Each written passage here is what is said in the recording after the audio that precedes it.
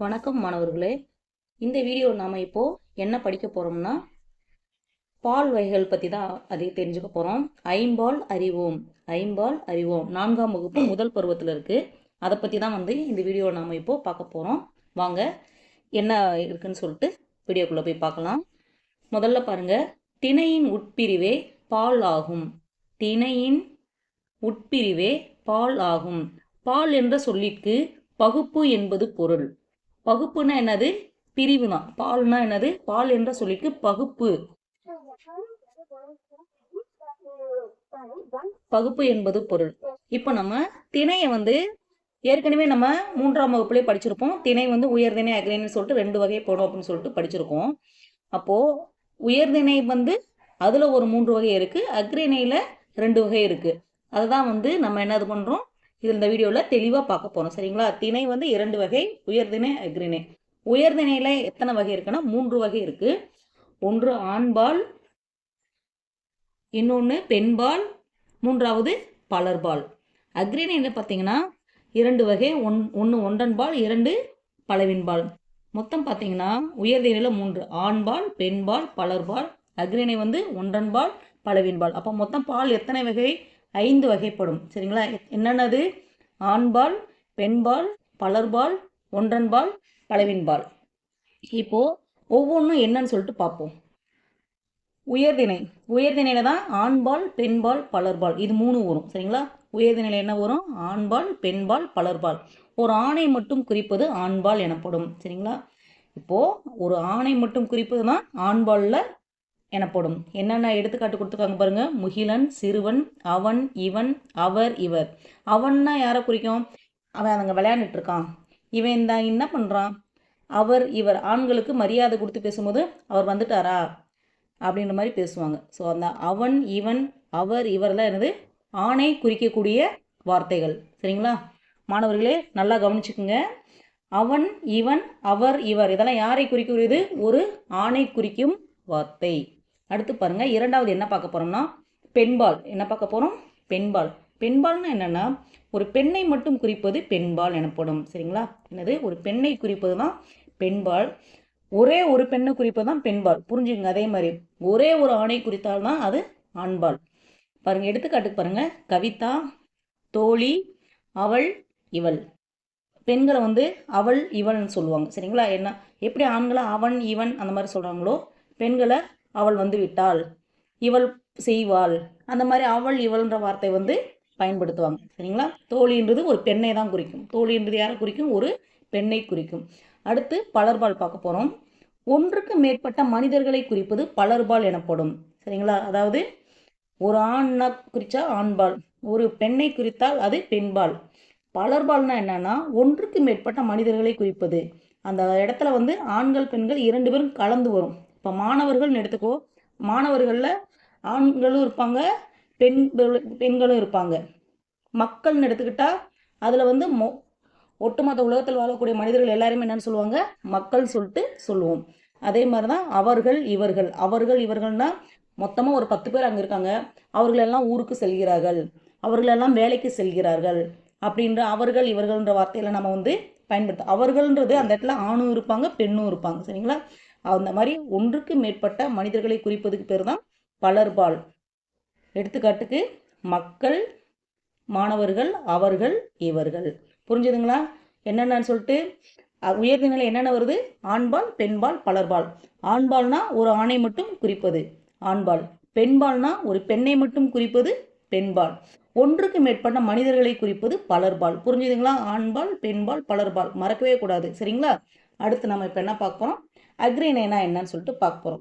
அக்ரிணைனா என்னன்னா மனிதர்கள் அல்லாத மற்ற பறவைகள், விலங்குகள், உயிருள்ள, உயிரற்ற எல்லா பொருட்களையும் குறிக்கிறதுக்கு பேரு தான் அக்ரிணைன்னு சொல்லிட்டு படிச்சிருக்கோம். ஏற்கனவே 3ஆம் வகுப்புல நம்ம அதை படிச்சிருக்கோம். சரிங்களா? என்னது? மனிதர்களை தவிர மீதி இருக்கக்கூடிய எல்லாமே, அது பறவைகளாக இருந்தாலும் சரி, விலங்குகளாக இருந்தாலும் சரி, அது உயிருள்ள பொருளாக இருந்தாலும் சரி, உயிரற்ற பொருளாக இருந்தாலும் சரி, அது எல்லாமே என்னது? அக்ரிணை. அப்போ அக்ரிணையில் 2 வகை இருக்குது. என்னென்னது? ஒன்றன்பால், இன்னொன்று பலவின்பால். அக்ரிணையில் ஒரே ஒன்றை மட்டும் குறிச்சா அதுக்கு பேர் என்னது? ஒன்றன்பால். எடுத்துக்காட்டுக்கு பாருங்க. பந்து, காகம், மான், பூ, அது, இது. அது இதுன்னெலாம் வந்து உயிரற்ற ஒரு பொருள். அது இது விலங்கு மனிதர்களுக்கு மட்டும்தான் அவர்கள் இவர்கள் அந்த மாதிரி சொல்லுவோம். அது இதுன்னு வந்தாலே என்ன அர்த்தம்? அக்ரணிக்கு போகிறோம். அது மனிதர்கள் இல்லாத அந்த பறவைகள் விலங்குகளை ஒரு உயிரற்ற பொருளை குறிக்கிறதுக்கு தான் அது இதுன்றதெல்லாம் நம்ம பயன்படுத்தும். சரிங்களா? அப்போது அக்ரிணியில் ஒன்றை மட்டும் குறிப்பது ஒன்றன்பால். அதேமாதிரி அக்ரிணியில் ஒன்றுக்கு மேற்பட்டவற்றை குறிப்பது பலவின்பால். இப்போ மரம் இருக்குது, நிறைய மரங்கள் இருந்துச்சுன்னா அதை மரங்கள்னு நிறைய கிளிகள் இருக்குது, பறவைகள் இருக்குது, அதெல்லாத்தையும் என்னன்னா பலவின்பால்லாம் வரும். சரிங்களா? ஒன்றுக்கு மேற்பட்டவற்றை குறிப்பது தான் பலவின்பால். அக்ரிணையில் ஒன்றுக்கு மேற்பட்டவற்றை குறிப்பது பலவின்பால் எனப்படும். எடுத்துக்காட்டு விலங்குகள், நாட்காலிகள், தாவரங்கள், பறவைகள். என்னென்னது? விலங்குகள், நாட்காலிகள், தாவரங்கள், பறவைகள். புரிஞ்சுதுங்களா? அக்ரிணைனா என்னென்னா மனிதர்கள் அல்லாத மற்ற எல்லாத்தையும் குறிப்பது தான் வந்து அக்ரிணையில் வரும். அக்ரிணையில் 2 வகை, ஒன்றன்பால், பலவின்பால். ஒரே ஒரு உயிரற்ற பொருள், ஒரு பந்து, ஒரு காகம், ஒரு குருவி, ஒரு கிளி, அந்த மாதிரி ஒன்றை குறிப்பது தான் வந்து ஒன்றன்பால். அதுவே நிறைய ஒன்றுக்கு மேற்பட்டவற்றை குறிப்பது தான் பலவின்பால். புரிஞ்சுங்களா? அவ்வளோதான். அடுத்து கீழே வந்து பார்க்க போகிறோம். கீழே என்ன கொடுத்துருக்காங்கன்னா, கீழ்காணும் சொற்களை வகைப்படுத்துக. அதாவது இதில் எது ஆண்பால், பெண்பால், பலர்பால், ஒன்றன்பால், பலவின்பால் எல்லாமே கலந்து நம்மளுக்கு கொடுத்துருக்காங்க. அதை நம்ம பிரித்து இந்த அட்டவணையில் நிரப்பணும். புரிஞ்சுதுங்களா? முதல்ல பாருங்க, பெண்கள், அவன், இவர்கள், கவியரசன், விவசாயிகள், குமரன், மாணவர்கள், அப்பா, வீடு, மீன்கள், தங்கை, அண்ணன், மரங்கள், அம்மா, செடி, பூக்கள், கவிதா, நாட்காலி, நாய், இதெல்லாம் கொடுத்துருக்காங்க. இதுலேருந்து நம்ம என்ன பண்ணணும்? சொற்களை வந்து வகைப்படுத்தணும். சரிங்களா? சொற்களை வகைப்படுத்தணும். இதில் எது ஆணை குறிக்குது? ஆணை குறிக்கிறதெல்லாம் ஆண்பால் எடுத்து எழுதணும். பெண்ணை குறிக்கிறத பெண்பால் எடுத்து எழுதணும். 2 பேரையும் பலர்பால்னு அந்த ஒன்றுக்கு மேற்பட்ட மனிதர்கள் இருக்காங்க, ப்ளூரலில் வருது அப்படின்னா அதை என்ன பண்ணணும்? பலர்பாலில் எடுத்து எழுதணும். ஒன்றன்பாலில் என்னது? மனிதர்கள் அல்லாத மற்ற விலங்குகள், பறவைகள், வேறு ஏதாவது பொருட்கள், அதை எல்லாத்தையும் எதில் எழுதணும்? ஒன்றன்பால் எழுதணும். அதுவே ஒன்றுக்கு மேற்பட்டதாக இருந்துச்சுன்னா பலவின்பால் எழுதணும். உதாரணத்துக்கு முதல்ல பாருங்கள், எடுத்தோடனே நம்மளுக்கு என்ன கொடுத்துருக்காங்க? பெண்கள். அதை வந்து பாருங்கள், ஆண்பாலில் பாருங்கள் என்னென்ன வரும்? அவன், அவன்றது ஆணை குறிக்குது. கவியரசன்றது ஒரு ஆணை குறிக்குது. குமரன்றது ஒரு ஆணை குறிக்கும். அப்பான்றது ஒரு ஆணை குறிக்கும், ஒரே ஒருத்தரை தான் குறிக்குது. அண்ணன்றது ஆண்களை குறிக்கக்கூடியது. அப்போ இது எல்லாமே எதில் வரும்? ஆண்பாலில் வரும். பெண்பாலில் பாருங்கள், தங்கை, அம்மா, கவிதா, இவங்க எல்லாமே வந்து ஒரு பெண் தான். அதனால் பெண்பாலில் எடுத்து எழுதியிருக்கோம். அடுத்து பலர்பால். இங்கே பாருங்கள், பெண்கள். பெண்கள்னால் அந்த என்ன? நிறைய பெண்களை குறிக்குது. இவர்கள்னால் அதுலேயும் ஆண் பெண் 2 பேருமே வந்தாங்க. விவசாயிகள், இதெல்லாமே நிறைய பேரை குறிக்குது. மாணவர்களையும் ஒன்றுக்கு மேற்பட்ட மாணவர்களை குறிக்கிறது தான் வந்து மாணவர்கள். ஒன்றன்பால். வீடுன்றது ஒரு உயிரற்ற பொருள். செடின்றது என்னது? மனிதர் கிடையாது, தாவரங்களில் வந்துடும். நாட்காலியும் ஒரு பொருள். நாய், இதெல்லாம் வந்து ஒன்றன்பால். ஒரே ஒரு இதை குறிக்கும். ஒரு வீடு, ஒரு செடி, நாட்காலி, நாய், இதெல்லாமே ஒரே ஒரு இதை குறிக்கிறதுனால அக்ரிணையில் இது ஒன்றன்பாலில் வந்திருக்கு. பலவின்பாலில் பாருங்கள், மீன்கள், மரங்கள், பூக்கள், இந்த மாதிரி ஒன்றுக்கு மேற்பட்ட பொருட்களை குறிப்பதனால் இது என்னது? பலவின்பால். புரிஞ்சுதுங்களா? எல்லாத்தையும் இதேமாரி வரிசையாக எடுத்து எழுதிக்கிங்க. ஆண்பால் தனியாக, பெண்பால் தனியாக, பலர்பால், ஒன்றன்பால், பலவின்பால் எடுத்து எழுதிக்கிங்க.